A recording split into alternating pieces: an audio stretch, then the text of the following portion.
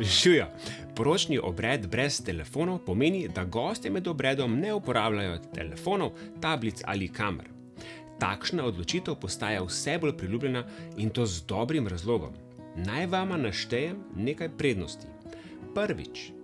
Prisotnost v trenutku. Gostje so resnični tam, ne gledajo sveta skozi zaslon, ampak doživljajo dogodek z vama. Drugič. Več intime in povezanosti.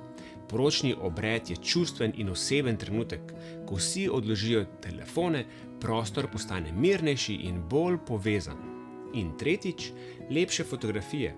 Brez telefonov, ki kukajo iz vrst ali zakrivajo obraze, fotograf lahko tako ujame res pristne trenutke.